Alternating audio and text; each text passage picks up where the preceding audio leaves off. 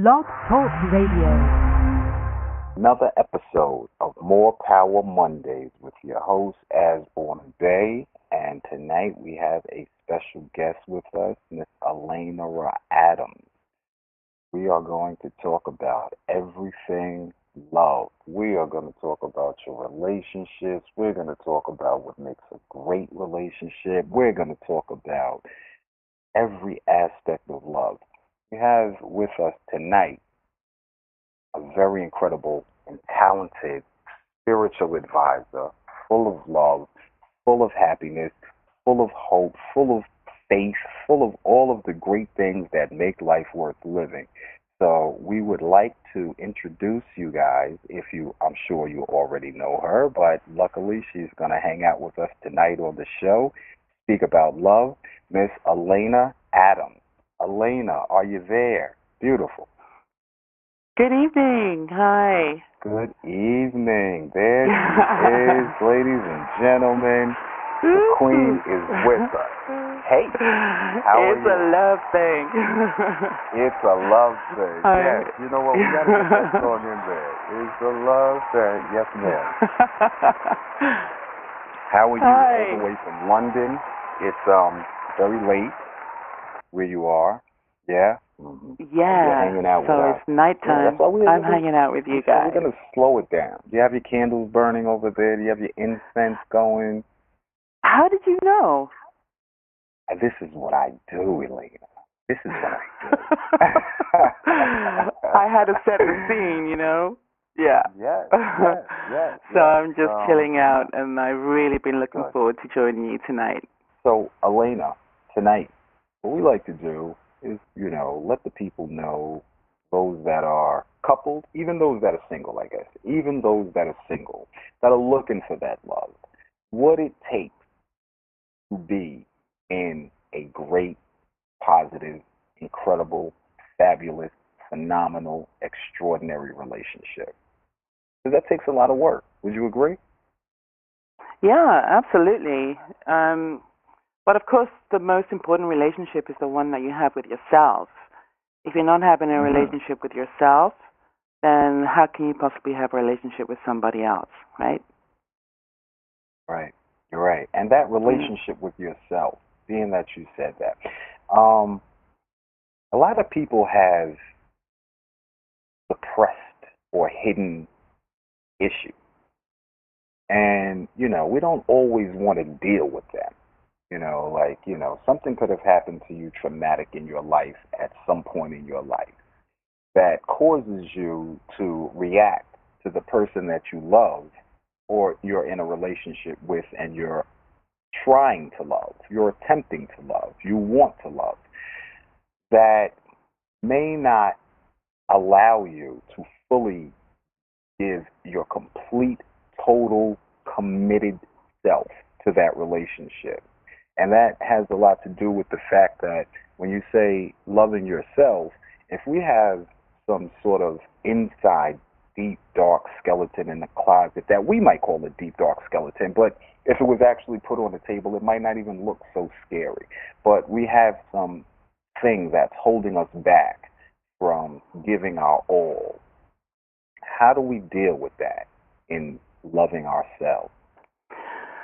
I think we live in a world where we're really encouraged to play the part that we, various identities, and they often get in the way of who we truly are. And of course, we're talking about relationships and we're talking about love. So that actually means getting naked, allowing yourself to get naked without taking your clothes off, right? People feel, intimacy is a physical. Of course it is. But in my opinion, I think that kind of intimacy should be an extension of an inner intimacy or an inner nakedness where you can show up, have that sacred space between you and your beloved where you can just be naked. That's all the soul requires, is to be seen. And that kind of intimacy, I think, that's really what love is, Yeah. So with the soul wanting to be seen and you speaking naked, we're almost talking about a spiritual nakedness in that sense. You have to be Well, willing I think, to. yeah, it is that, but I think it's also the sort of nakedness in the sense that warts and all, like your curves and all your edges. Some of the most beautiful love songs are about that kind of thing. You know what I mean? About really just embracing everything about that person. But of course it also means you having the courage to bring that, because if you want to be loved, you know, it's not exclusive to just certain parts of who you are. It's an inclusive thing. So all of you needs to be able to show up. And I think also the people that we meet are going to mirror who we are. So they're also going to mirror aspects of ourselves that are hidden and aspects of ourselves that aren't.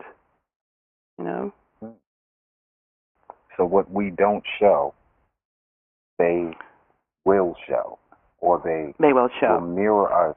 They will show. Okay, Yeah. okay, I understand that, and it will reflect in the relationship. Yes. Yeah. Mm. I mean, relationships, in my opinion, are really sacred spaces. And that's all about love. Today I was speaking to a friend of mine and she asked me, what is love? And, I had to sort of break it down a little bit because it really depends on what perspective you're coming from. Because if you're talking about romantic love, then, that's one thing. And then, because you have the mind and the body that will show up towards love if you include the soul in terms of the nakedness that I was talking about, then that will give you the capacity to show up emotionally. And then there are higher forms of love that two people can show up in that way. If you show up from your spiritual self, including your soul and your mind and your body, then you can imagine the kind of intimacy that you can experience between two people. Yeah. And Yeah, healing. it's that And kind healing. Love is and healing. Love is healing. so It's the a beautiful void thing. that you might it is the void that you might feel from pulling that skeleton, I guess, out of your spiritual self, out of your soul. Love Hmm. itself would fill that void and actually make you more complete, I would imagine. Yeah, yeah. Love conquers. Love heals. Love yields. Love allows. Love encourages. I mean, the list goes on, right? And Right. I think there's that beautiful, tender aspect of love that is such an amazing thing that we have, that we've come here to experience. We've come here to experience in human form, to experience God's self with God's self. Another term I use is with the beloved, you know, um, to be in front of your beloved. And actually, we're here to serve our lover or our beloved or our other, that part of us that is in front of us, looking back at us. We're here to serve that person, on so many different levels, you know. But I mean, for me also, there's an area of that the sacred union when two people come together. It is a very sacred space, and it's an opportunity for us to find God in that space between us. You know what I mean? It's like between two people, there's this garden, and that's a garden that we come and tend, literally tend, as in pull up the weeds, and to attend. So most people think that it's the other person that we're meeting, but it's actually that space between you and the other person, which is where God is found. And that's why when two people come together, there's a third energy that's born from that. And when two people come together, they have a child, or they can give birth to ideas, or anything. you know? So it's that space in between us, because I think we forget that. So when things might go a little bit wobbly in a relationship, we tend to think it's the other person, but actually we need to come to that sacred space between you and the other. Yeah, absolutely.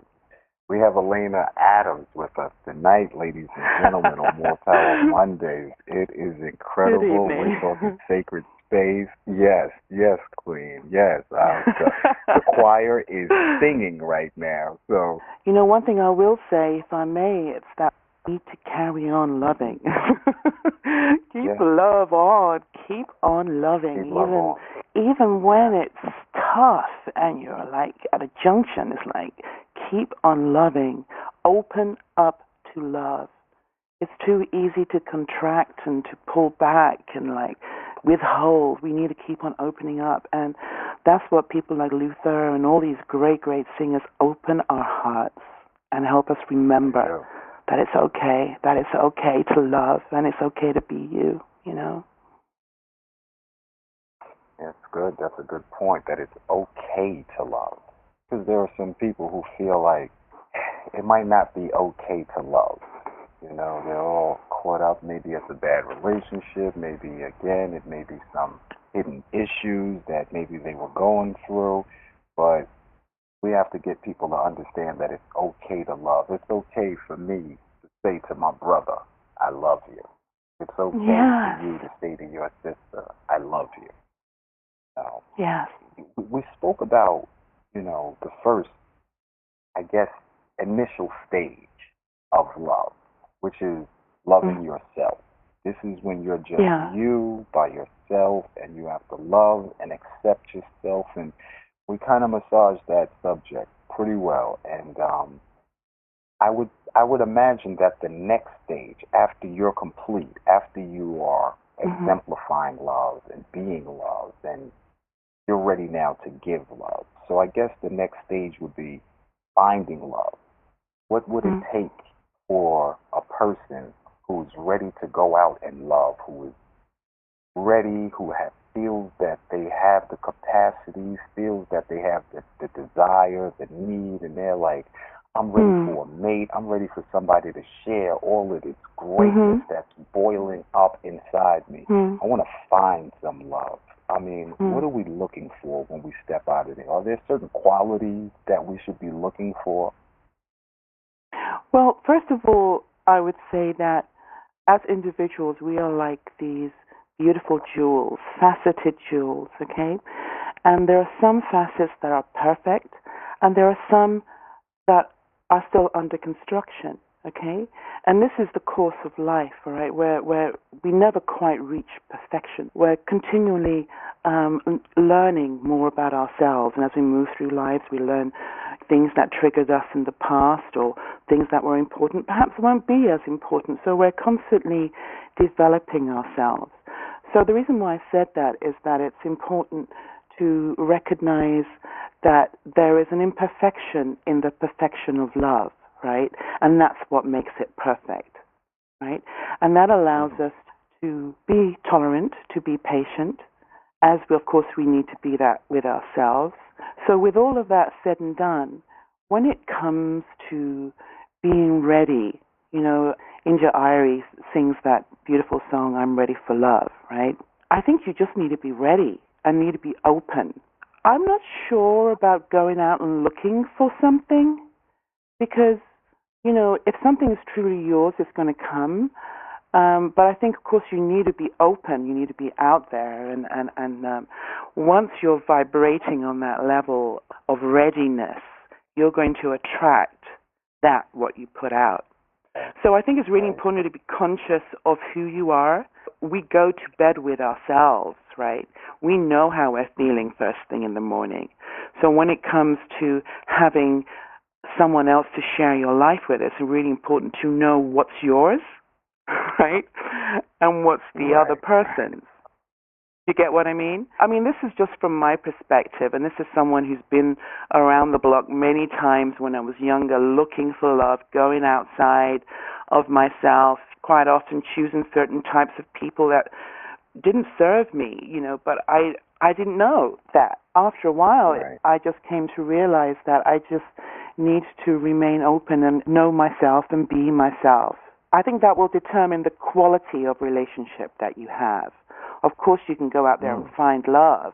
It really depends who you are and what it is you really want for yourself. So when you're, I guess, vibrating on a certain particular frequency, I guess the frequency of love would be that frequency. And when you're at that place, you don't necessarily have to go out there and proactively seek and search, find and destroy kind of thing with this love thing. You just remain open, be who you are, have the love in your heart. The love in your heart will translate to the love in your movement, and the love you'll be in certain places, you'll be a certain way, you'll give off a certain kind of pheromone, a pheromone of love in a sense, and those or that particular person who is attuned and ready and that can appreciate that particular perfume would automatically be drawn and attracted to you. Yeah, precisely. If you're looking for a certain type of person, and let's say this person is someone who's sensitive and someone who loves music and art, you're going to go to places where there's art and music and beauty. You're not going to go to a mechanic's and hope to find it there, though there's beauty everywhere. There's beauty everywhere. And that is true, actually. That is absolutely true. There's me saying that, and yet I can go to the mechanics and find love. It's like, da. But that's probably more to do with what I'm emanating as well, because if you allow yourself to show up, if you're ready for love, right, and all your petals are open and you're exuding this beautiful fragrance, it doesn't matter where you go, you're going to find love because that's what you're giving off, right? Right. That's very true. That's how the flowers do it. They attract the bees. Flowers don't even have to, they don't have to move. They don't need wings. They don't need feet. They don't need arms. And somehow they're able to populate entire fields. Isn't that amazing? That that's is amazing. Just by being open. So it's incredible, right? And maybe that's all we need to be. Just remain open and allow our petals to uncurl. I remember on one occasion London has a tendency of being quite grim and grey and rainy, right? And it was a spring day, believe it or not, and it was really grey outside. And I was sat in this cafe and I was looking over, and there was this little green, and right in the middle was this beautiful cherry blossom tree with all of its flowers open.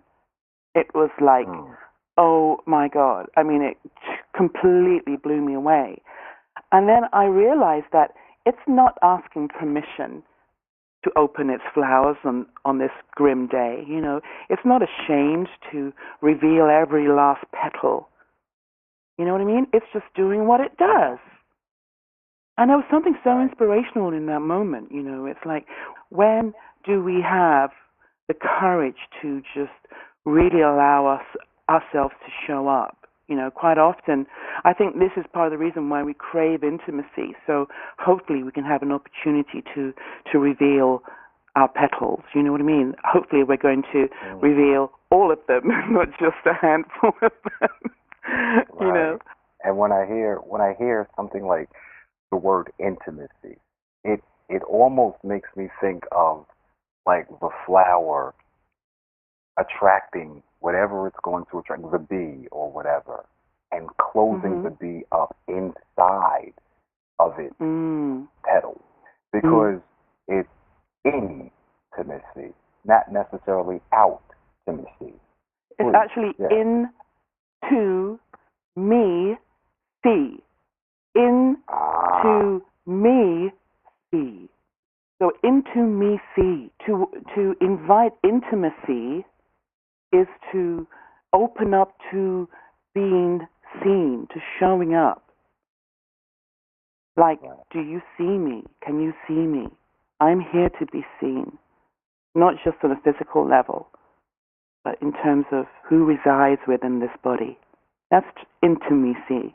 To express intimacy, if I was to express that kind of intimacy, it would mean for me to just open up, uncurl, have all my petals uncurl before that person. And that might include tears. It might even include a little bit of even embarrassment, if you're not used to doing that, or laughter, or stillness. You know what I mean? It's just it's just showing. There's nothing to do. Intimacy doesn't require you to do anything. It's like vulnerability. You need to be vulnerable to express intimacy. Vulnerability just means another way of just softening the external cases that we may be presenting as, allowing that to soften and fall away. And what's interesting is that when two people are in a loving relationship, part of the reason why there's this, physically close to someone, because it does allow that vulnerability to take place, or that nakedness as well, and even making love and reaching orgasm. There's that beautiful. You can't be more vulnerable when you're making love to somebody else, right? That's quite vulnerable. That's quite vulnerable. Alænura Adams is with us tonight, and we're talking about love and orgasms. We're going to go through a little bit of Alænura. Let me know how you feel about that. Yeah. All Power Mondays. We are talking about everything love tonight. I mean, birds and the bees and the flowers and the loving yourself, to finding love, tolerance and patience, even orgasms. We're even speaking about orgasms in the context of love.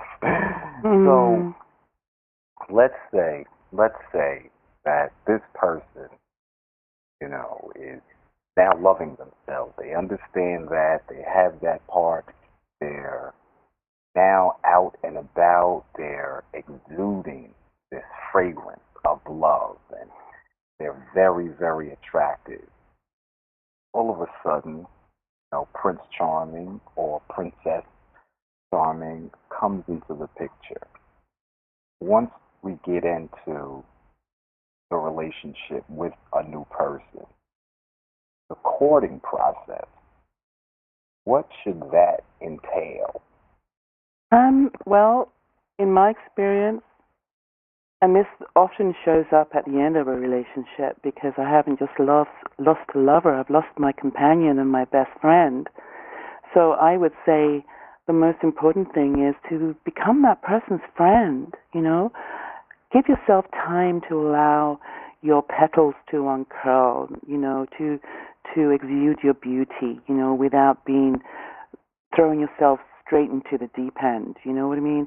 Allow yourself to hang out with that person and experience them, become that person's friend.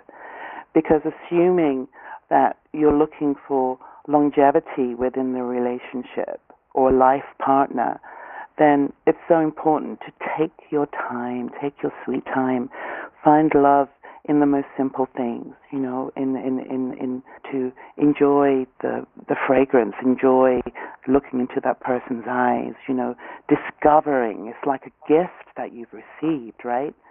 So, enjoy it. Take your time to discover what it is that's in front of you. You know what I mean? So I would say that's probably the first thing, to really allow yourself to hang out, find out what you have in common, enjoy those, find out the things that may be different about the two of you, and enjoy those. It's a journey of discovery when you meet someone. It's like landing on another planet. It may have its own atmosphere, and it may have its own ecology, and you have to explore that. Take your time to explore that, because I think when you don't do that and you go right into the deep end, and then eventually you're going to discover who you're with, and you may not have given the relationship enough time to cook, or to simmer, or to know what you've been gifted with. It's like, oh, I didn't know you were like that. Right. You know what I mean? But that's the person. That's the person was out. That was always there. So at least in that situation, you may find that maybe you don't want to have a relationship with that person, but you may have found a friend, right? So that makes it a win-win situation, in my opinion. The whole putting things on the table, that's an interesting area for me because, do you ask the other person to put all of their, dirty laundry on the table? Or do you allow the other person to just be inspired to do it on their own? Yeah, I think it's the inspiration. I think if you show up, you're open with your life and how you feel, and then that's going to automatically encourage the other person to do the same. Hopefully, it's not always the case, of course. It really depends on what's going on in that individual's life. Because so many people go through all different types of experiences, and some can be quite traumatic, so it can be quite difficult at times to share those things, and it's not like reading out a shopping list of incidents that have happened to you, because, quite often if you're going to mention them, then they must be quite important times of your life that may have defined you in some sort of way. So it's not, in my opinion, it's not just reading out a shopping list of your experiences, and, including the skeletons. It's.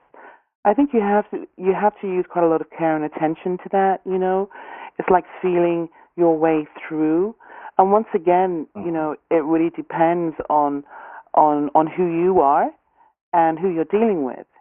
Because we all have different energies, and the energies in themselves are going to bring magnetism. We're going to attract to us similar things. I live in England, right?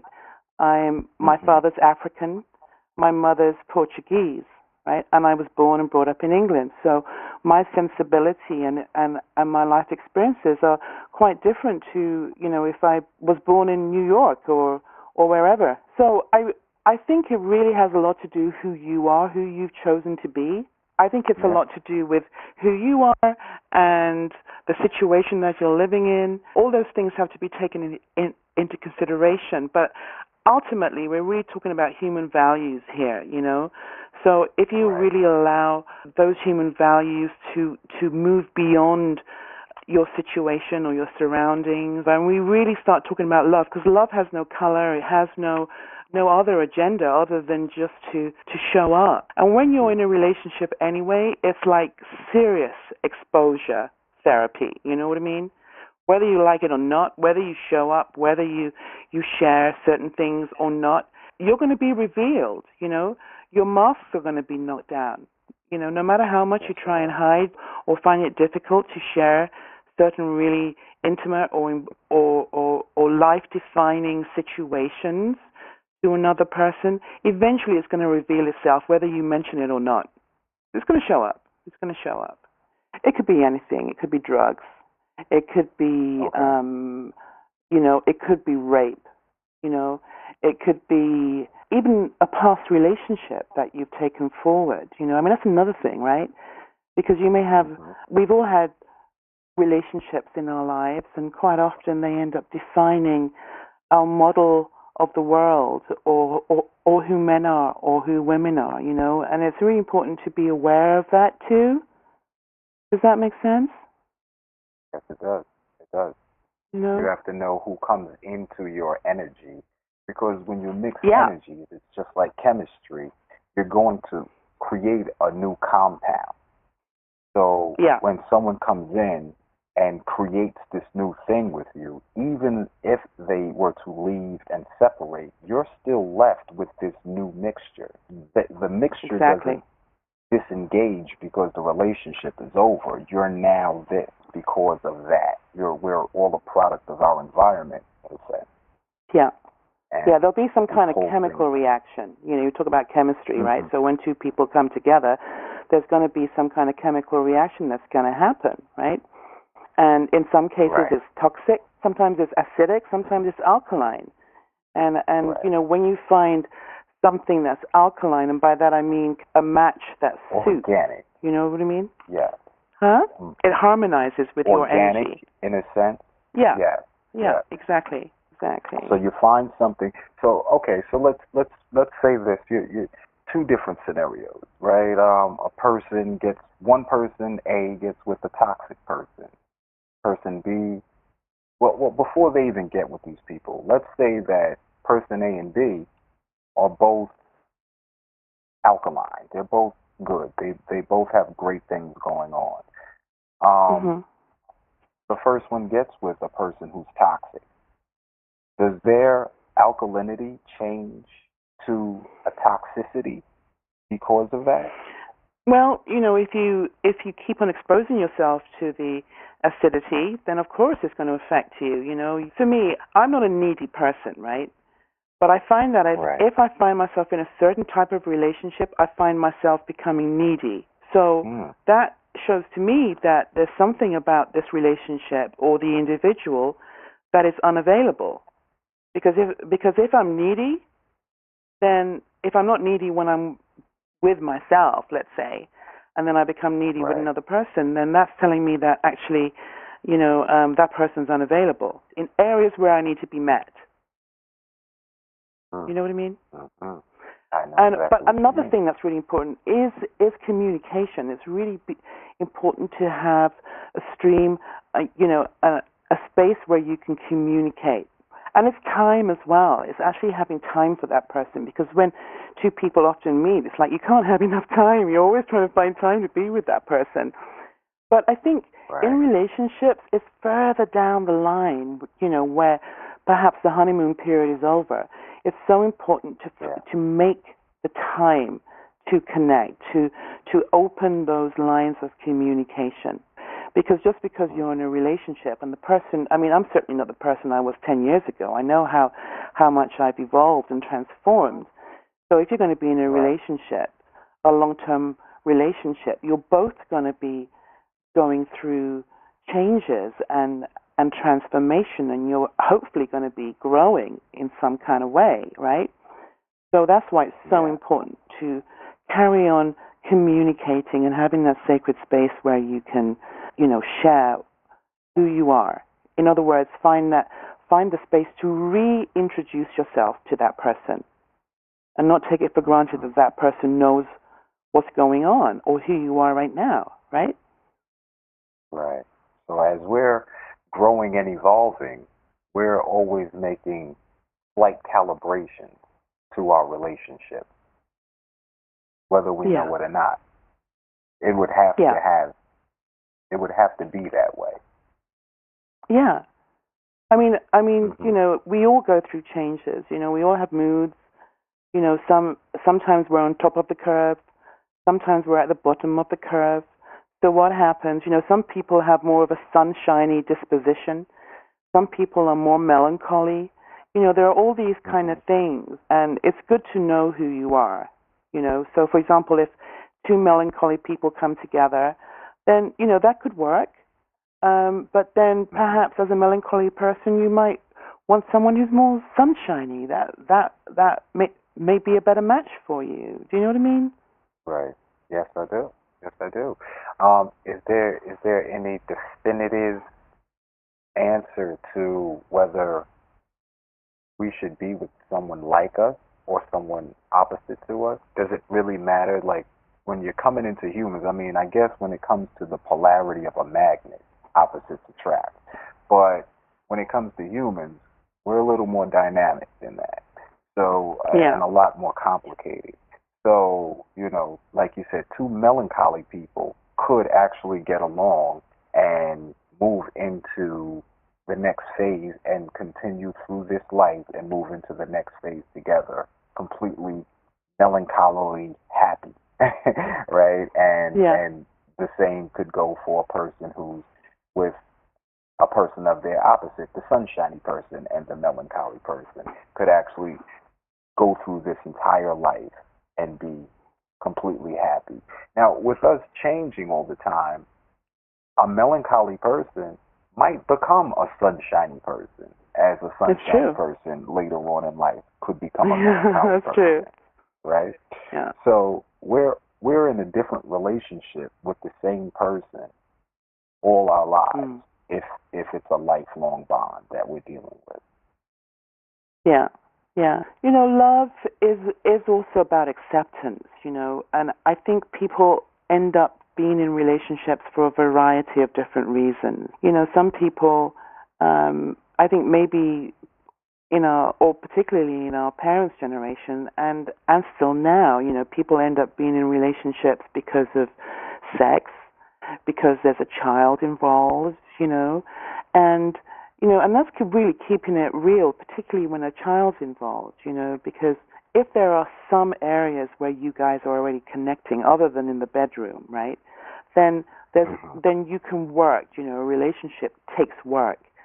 Even if there are no children involved and stuff, you still have to work at it to keep that flame alight, literally alight. And it's not the flame in the other person, it's the flame, it's that candle that both of you have lit. I think many people aren't necessarily aware that some people may feel taken for granted, but that's just because we're not tending that space that we've set up for each other, whether we like it or not. As soon as we start joining with another, emotions are exchanged. We're communicating emotionally, we're communicating by the words, by what we say and what we don't say, right? And perhaps men and women are slightly different in that, so that's a whole other gamut, really, the gender thing, men and women, how they express themselves. Perhaps men express themselves one way and women express themselves another way. So, there are words and then there are emotions. And I think in relationships we want to be met emotionally, and yet some people need to hear "I love you." Other people need to feel that they're loved. Other people need to be touched. It really depends on who they are as soul beings, right? Because some people need that confirmation or that reassurance in particular ways, either through words or by feelings. They need to feel that they're loved. Some people it's enough to have someone say, "I love you, I love you." But I'm quite kinesthetic, so I'm a feeling person. So in my case, if someone's telling me they love me and yet I'm not feeling it, then that line of emotional communication isn't happening for me. And so that can be quite frustrating because it doesn't mean the other person doesn't love you, right? Right. They have a different way of approaching that. Exactly, or expressing love. Yeah. Expressing that. I mean, you obviously, this love thing. You have that love thing kind of down packed. I guess that kind of comes with experience, I would imagine. Well, it's funny you should say that because I'm not in a relationship. And I know, I've worked on myself a lot spiritually, and I found myself in a relationship in around 2011. I met somebody, and it wasn't until I got into that relationship and I actually realized how much I didn't know. Because it's not until I got into a relationship where, my spiritual persona, or whatever persona that I was masquerading as, fell away. Right? And that's when I realized, oh my God, here I am thinking I was a teacher, and I just realized I was a student. When it comes to love, we're all students. We're all learning. When two people come together, a lot of people think that, for one person you have to compromise, certain parts of you, and to make this relationship a collective unit. He said it's not about compromise. It's more about working together and being in a union together and collaborating. Wow, I guess, when we speak about it in terms of chemistry, it's like, I don't have to take away a certain part of my molecular structure so that I could join with this other molecule. Like, Mm. what we need to do, is collaborate, and we need to bring what we are as we are, as if hopefully we've done the homework already at this point, and we know who we are, we're able to come to a person and be complete and whole, and not necessarily have any of those recalcitrant parts of our spiritual anatomy that are still lingering in the closet or whatever. So hopefully we come together and we know who we are, we love ourselves, and when we come together, we don't have to compromise anything. There should be no need to compromise. It should be more of a collaboration. And I thought that was like incredible. Yeah, that's really powerful. It's really powerful. I mean, it doesn't matter whether it's a business relationship. The rules are the same. And I think it's you need to be open to learn about yourself through the exchange of energy or the merging of energies with that other person. It's really important to allow that to happen. Yeah. We're talking love. We're talking love. Alaena Adams here with us tonight on More Power Mondays, and we're just talking about the power of love. Alaena says that she got in a relationship and she thought she was the teacher and found out that she was the student. That love is something else. That mirror, that reflection. Oh God! Sometimes we don't even want to see the reflection.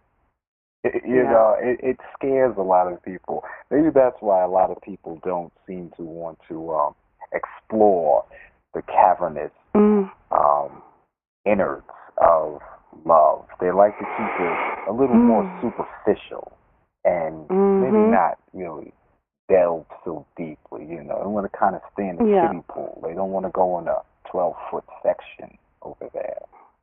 Yeah, you don't want to go into the deep end of the pool, right? Right. Yeah, that's a really good analogy because we're talking about water, we're talking about emotions.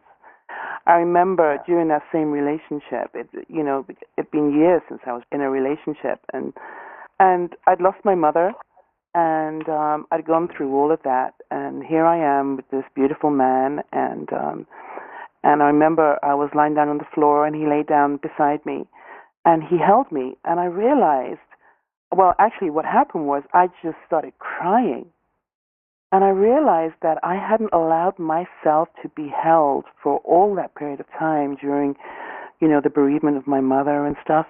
And he got it. And he didn't make it wrong.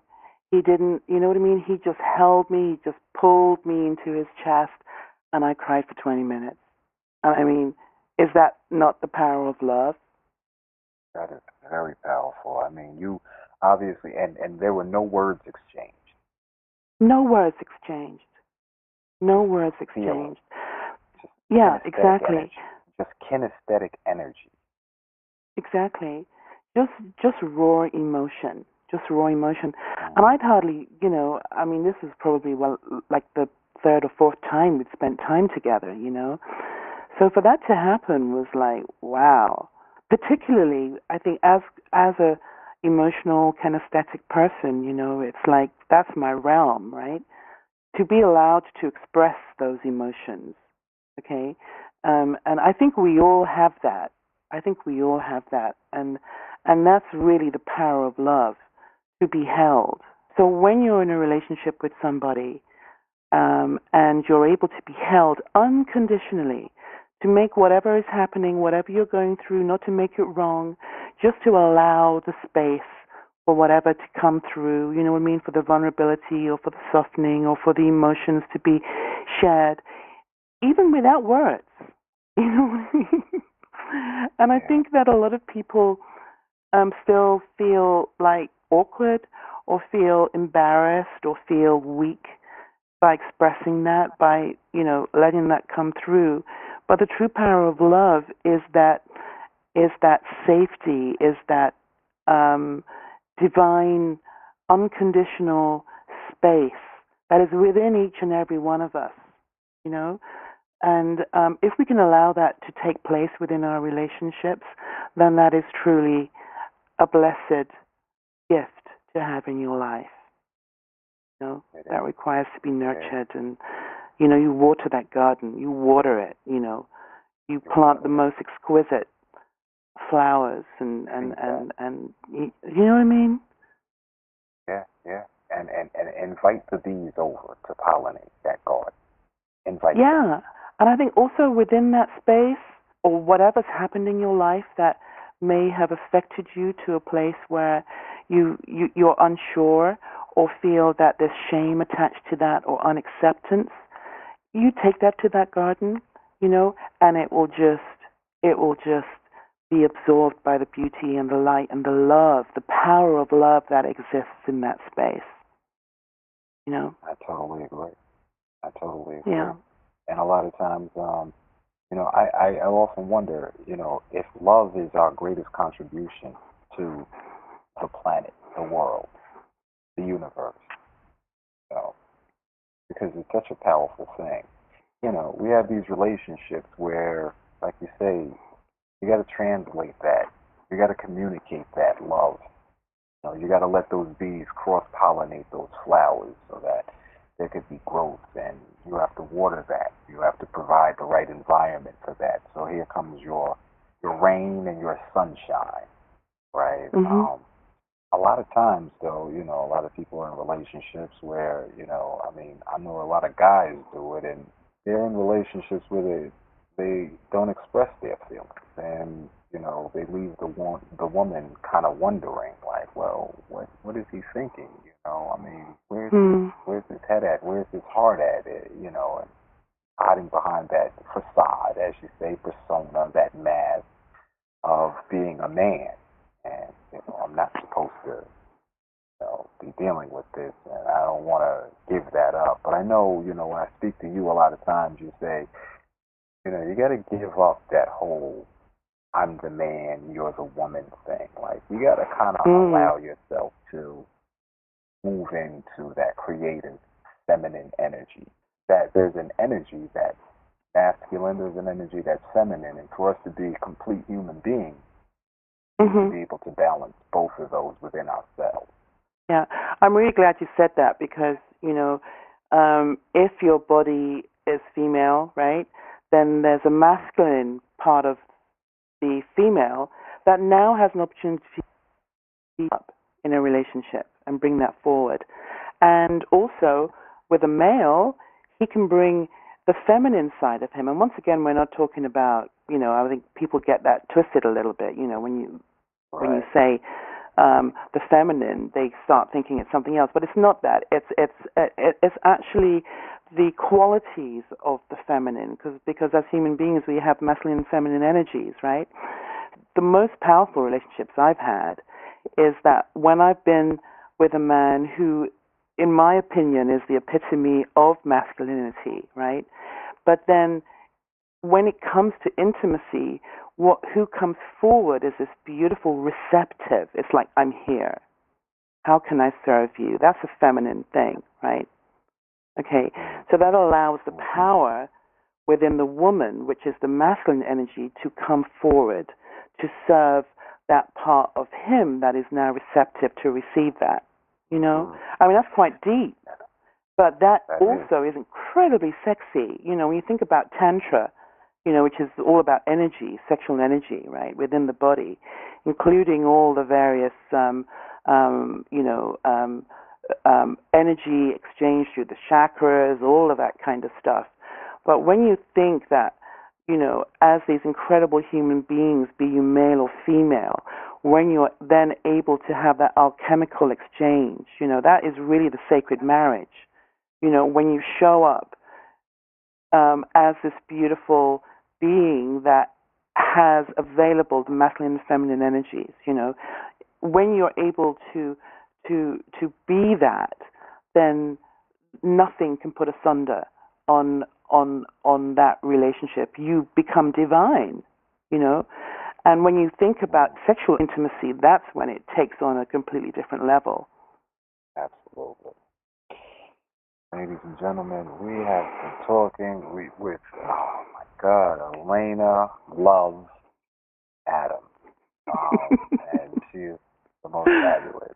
I so enjoy speaking with you about everything. I mean, sometimes we get on our spiritual thing, and tonight we decided to bring you in on the love topic, and you again are a superstar in all of those areas, and we love having you here, and you're definitely welcome to come back anytime. And I'm sure our listeners are going to be blowing up my emails and my texts just telling me she must come back to give us a finale. And I'm working on it, guys. I'm working on it. Ladies, guys, everybody, kings, queens, I'm going to work on that as hard as possible. We kept you up very late tonight, but we really appreciate having you here tonight with us and having this discussion.